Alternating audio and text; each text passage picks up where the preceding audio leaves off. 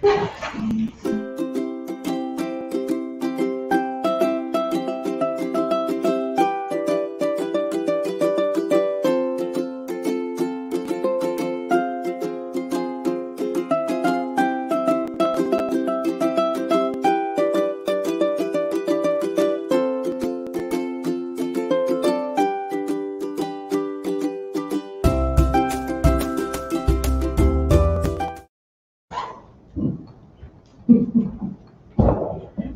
morning.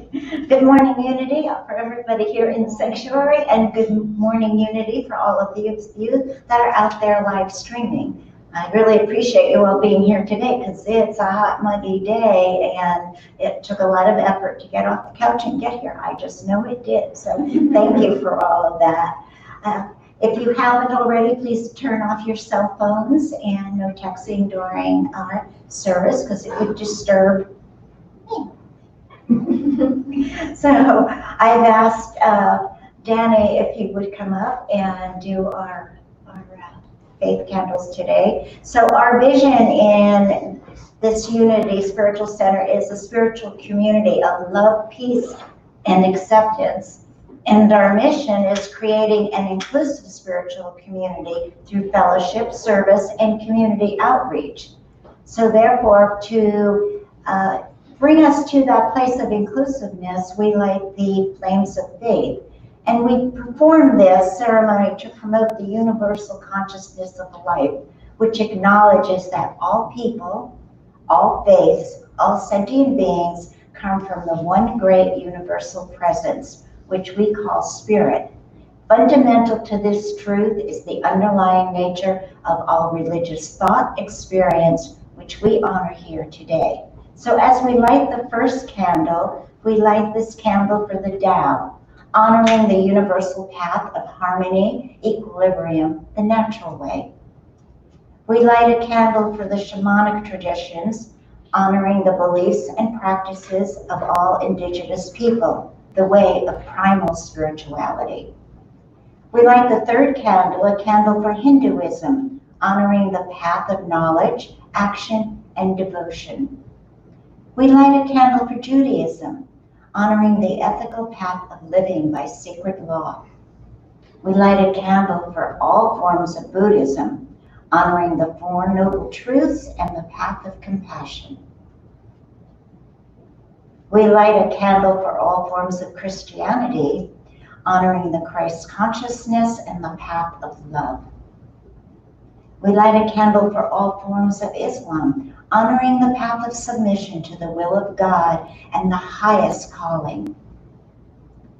We light a candle for Universalist religion of Baha'i, honoring the path of unity and peace.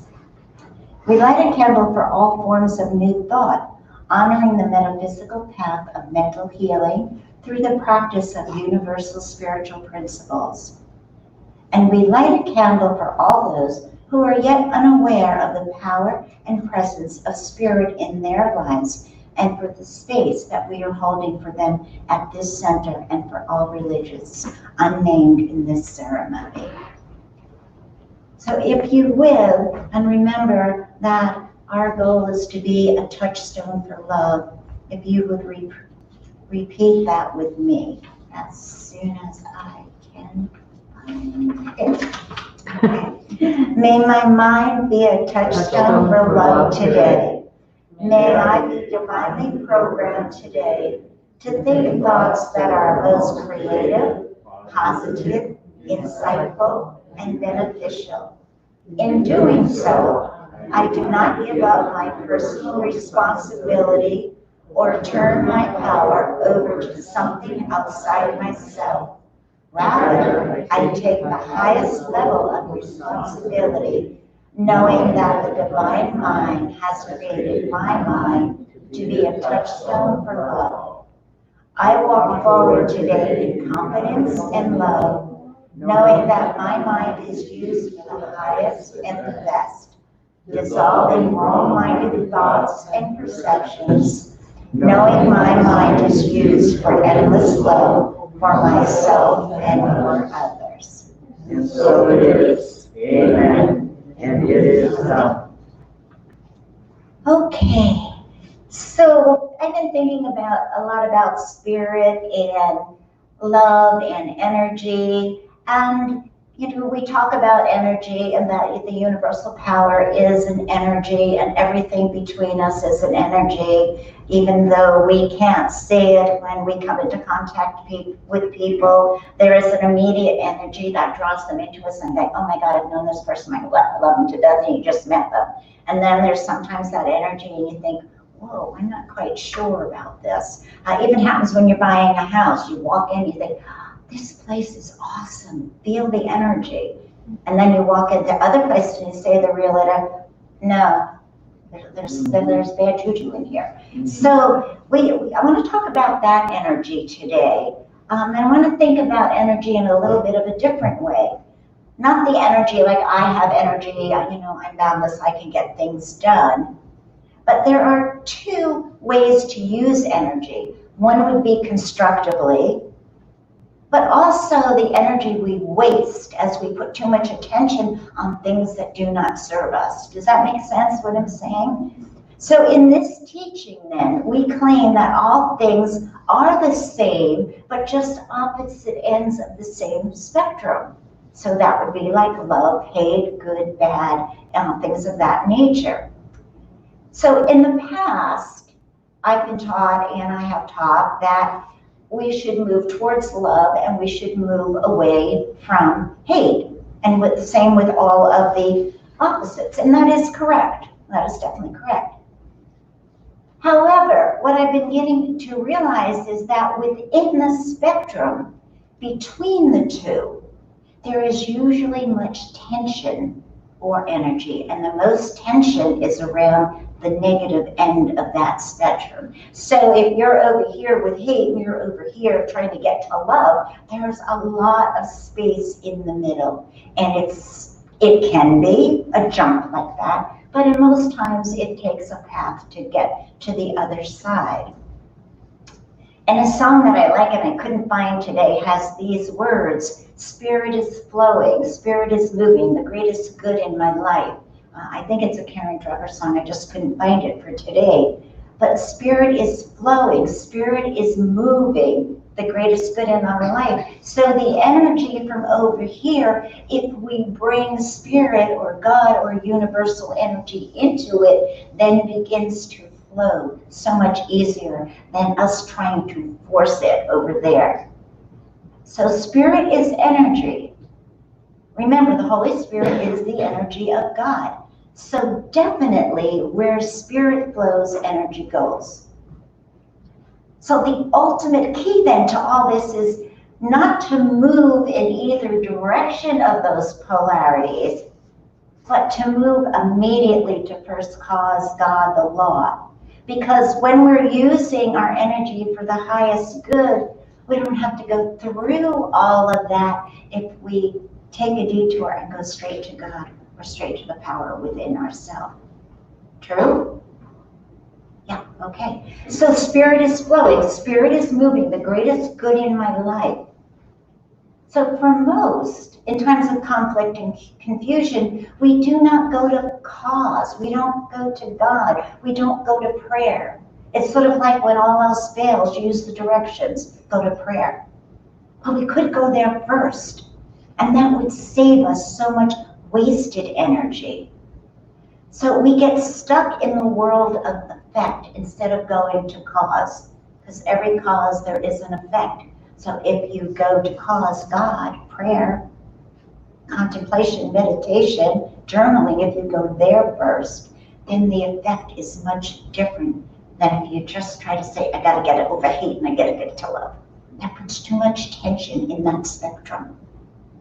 So it's time not to transcend the tensions that we carry from layers of accepting what others have told us about ourselves or what we've told ourselves about ourselves, but to learn to make use and combine the energy into wholeness. There is so much ingrained in us that is not the truth, and it's not even our truth. Race consciousness, collective consciousness.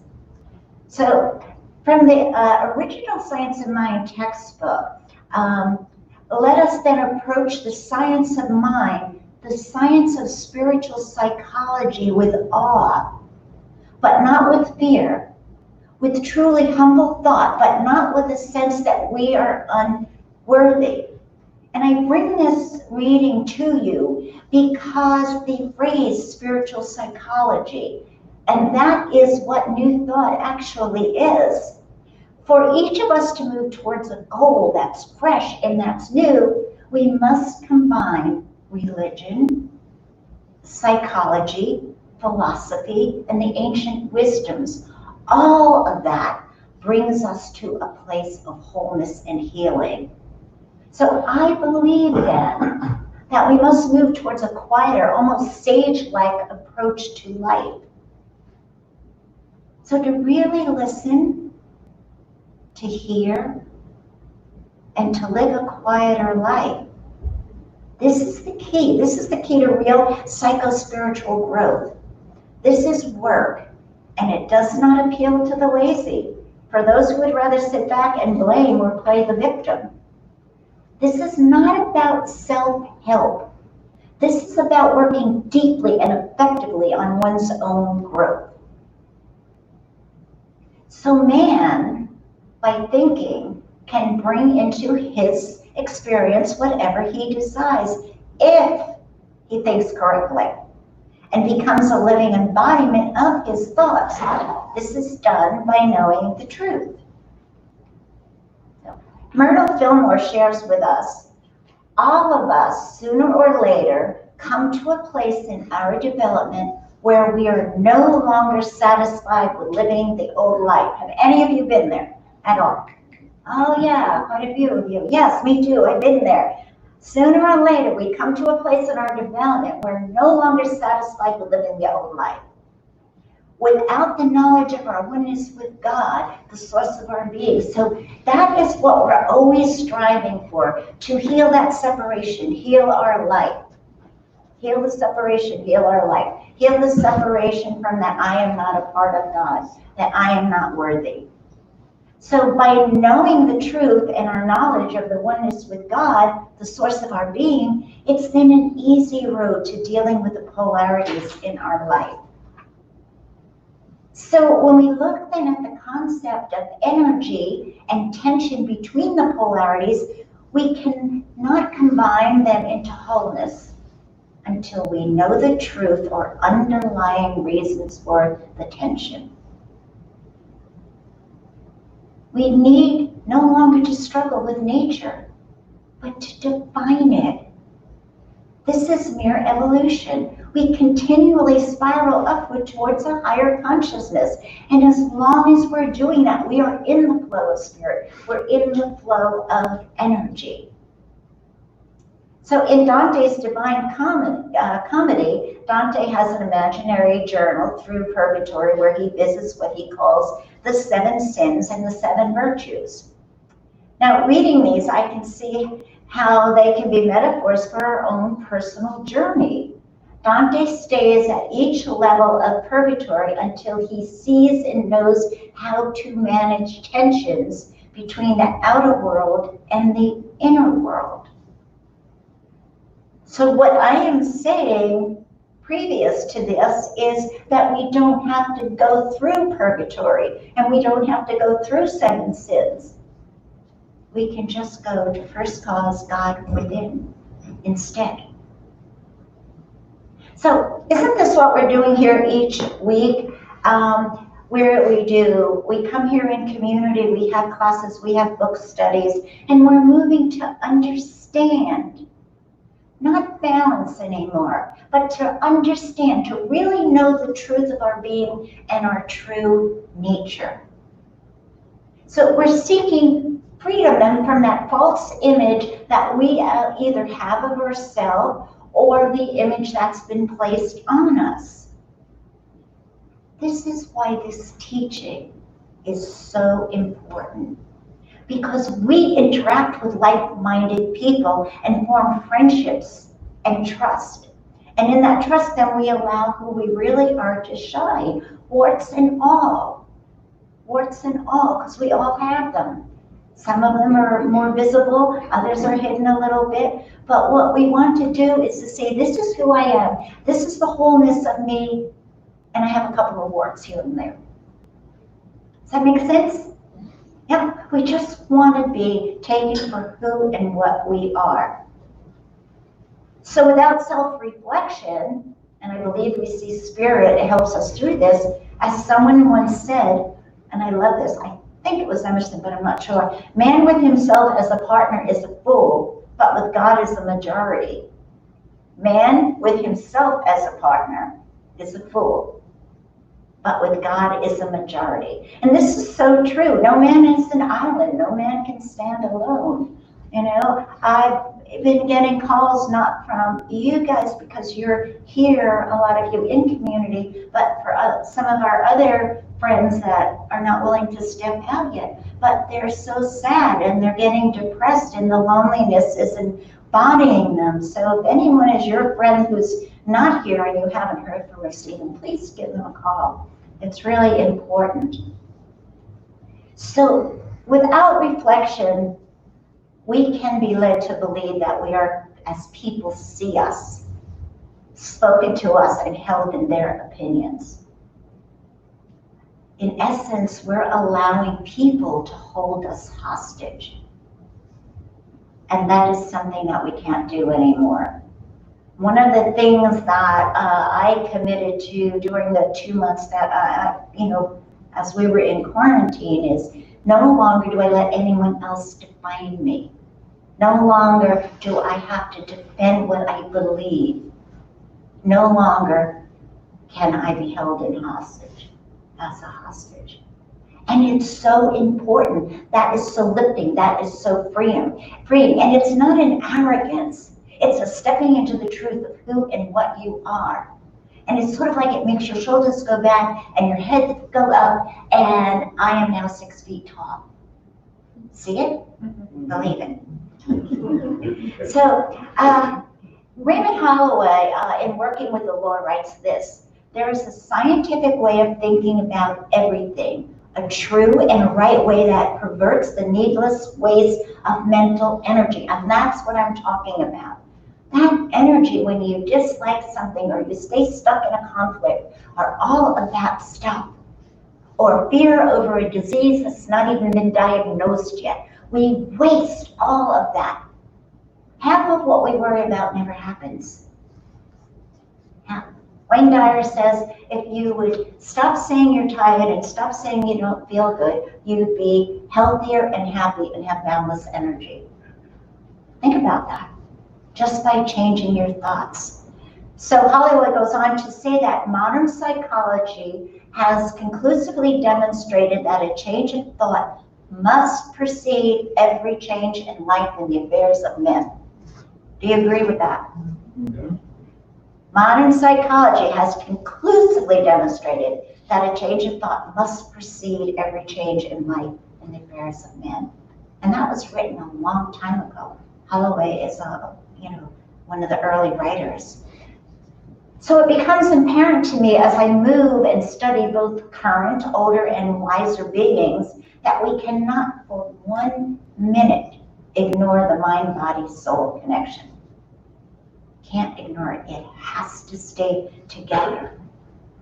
When I do prayer work for you, whoever asks, because you know I write prayers every morning, well, besides what you ask, I always do the prayer for your heart, mind, body, soul connection to be in health and to be in peace.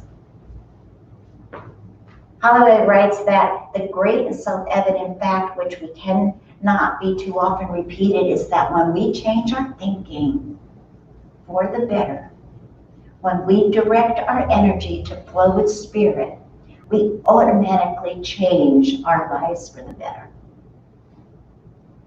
It's easy. It's simple. Don't go from here to here and think, how will I ever get over to this side? Go here, go to prayer, go to meditation, go to the God within, go to your heart space, go to your soul space. So then the polarities, the pair of opposites, the energies and the tension, today we make a new decision. We no longer shove things under the carpet, but instead we agree with ourselves to act responsible and form our own values. You hear me speak of periodically, what are your core values? Don't raise your hand, but how many have you taken that to heart? How many of you have gone home and said, what are my core values? How many of you have written down, what are my core values? And if we have something within that says, I'm not living my values or my core values, I am not being true. You're not being true to your nature. So to thine own self be true. You know, if it's a struggle for you, pick one. And then maybe a month later, pick two. But what are your core values? So now, you know, when I go to bed, after I tell Mitty to say her prayers, of course, who's not sleeping with me for a week, I then say, you know, thank you for the day and all of this, but I go through now my core values, and did I honor myself within the core values? So when you commit and when you honor yourself, it's a different dimension than just saying, these are my core values. But when you say, did I honor myself? Because if I keep my commitment, I honor myself. So we declare to remove layer by layer then all that is not true and challenge to take charge of the tensions or the negative feelings. It takes commitment. Before you can honor, before you can love, before you can be a vehicle for change, you must honor yourself. You must love yourself. And then the vehicle for change happens automatically because you can't help yourself. Because it just bubbles out of you and goes out into the universe. And it's that much fun and it's that easy. So if God is everywhere present, and God or spirit is energy and action, then we move forward this day, right now, being in the flow of divine knowing, and knowing it's available 24/7. There's no sense of laying awake at 3 o'clock in the morning and stressing because you can't sleep. Just have conversations with God. You don't have to go into these divine agitated prayers. Just have a conversation with God and I guarantee you'll fall asleep. It works all the time. We don't have to struggle. We don't have to suffer. But we have to do the work. It doesn't just happen. You have to do the work. And you have to stop hiding in your excuses. And you have to push forward to reveal ourselves to who we are. And when you do that, some people may leave your life. And it opens the door for so many good, great people like-minded to come in. Not everybody comes to you forever. Not everybody. And of course, we're love. We all know we're love. We're an expression of God in action. But we have to believe in our hearts and our soul to become that, to become a reality in our lives. To this end, I would like to share with you these words from Karen Gernot, a female leadership book. I have come to believe, again, that psychology adds something valuable to religion. Psychology adds something valuable to religion. At the same time, I cannot but acknowledge the value of religion for psychology. The notion of the sacred, the soul, eternity, mysticism. And to close for Myrtle Fillmore, she says, which transcends the limit and self-encompasses the invisible force of nature, and through intuition, revelation, sometimes enables us to gain a glimpse of what makes us fully human. So go with me right now to that place of pure perfection. And knowing that there is one God, one being, one universal intelligence,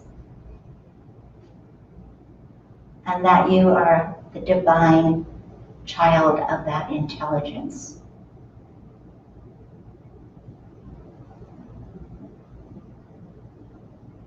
And find within your heart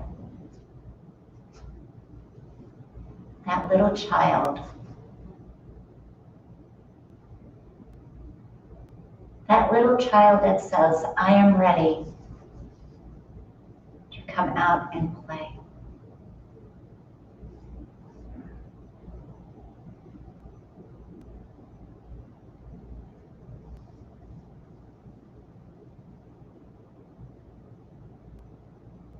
And ask this little child, the purest version of who and what you are, what they would like to do.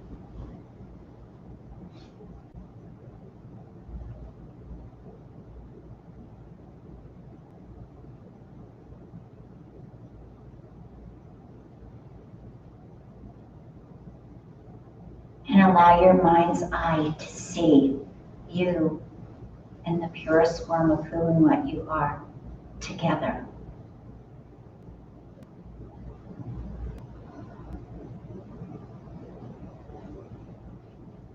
In beauty, in love, in laughter, and joy.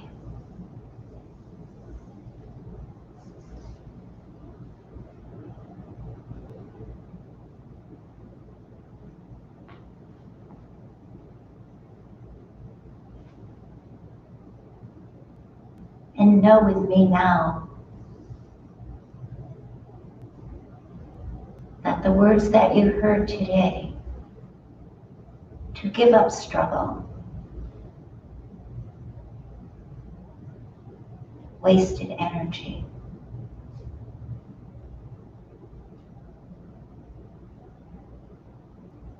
is as simple as going within to your inner child and to be playing in the beauty of your heart and soul.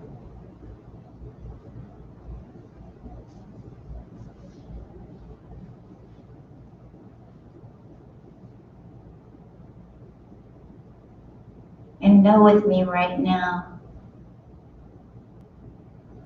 that each one of us is in the right and perfect place in our life. And if it is serving, and it is for your highest good, and if you are at peace,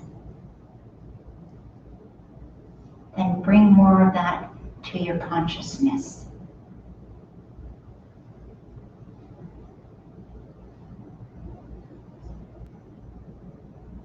It comes through prayer. It comes through meditation. It comes through in journaling. It comes through in being in this community with like-minded people. And it comes from remembering that you are indeed a touchstone for love.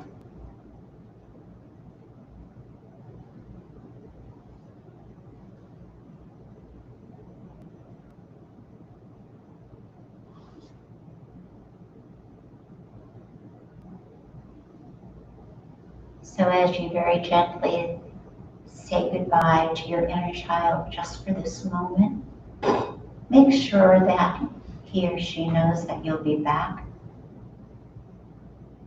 You'll be back to play, to honor, as you and your inner child heal and evolve into the higher consciousness, the beauty of this world, this universe.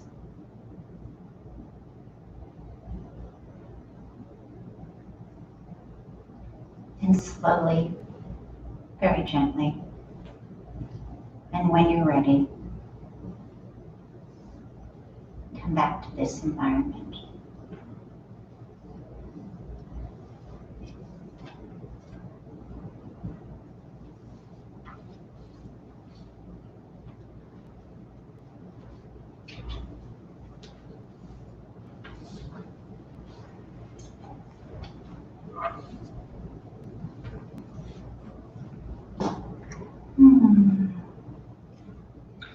welcome back.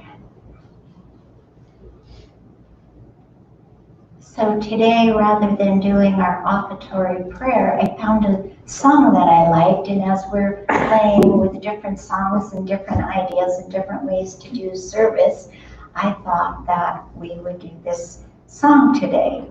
And this offertory song is called All That I Give. And Maestro, if you could play it for us, please.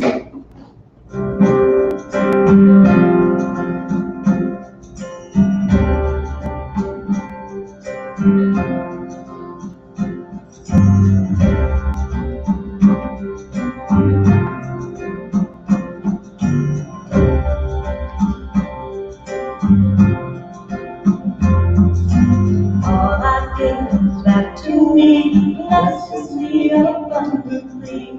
All I give back to me, blesses me abundantly. All I give back to me, blesses me abundantly.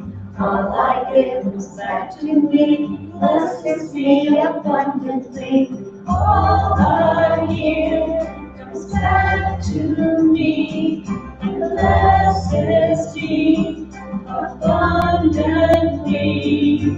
All I give comes back to me, blesses me abundantly. All I give comes back to me, blesses me abundantly. All I give comes back to me, blesses me abundantly. All I give comes back to me, blesses me abundantly. All I give comes back to me, and blesses me abundantly. All I give comes back to me, blesses me abundantly. All I give comes back to me, blesses me abundantly. All I give comes back to me, blesses me abundantly. All I give comes back to me, blesses me abundantly. Blesses me abundantly. Blesses me abundantly. Blesses me abundantly. All I give blesses me. All I give blesses me. All I give blesses me. All I give blesses me. All I give blesses me. So I want to thank you all for all of the donations that are coming in through the mail and from PayPal, and for all of you here today, thank you.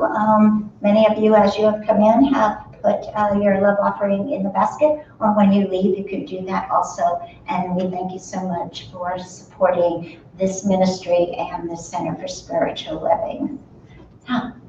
All right, announcements. Announcements. And thank you for our volunteers today: Sandy Alexander, Dirk Schreiber, Tom Kloiber, Danny Conkin. And you know, without those people, none of this would happen. And never forget that Jules.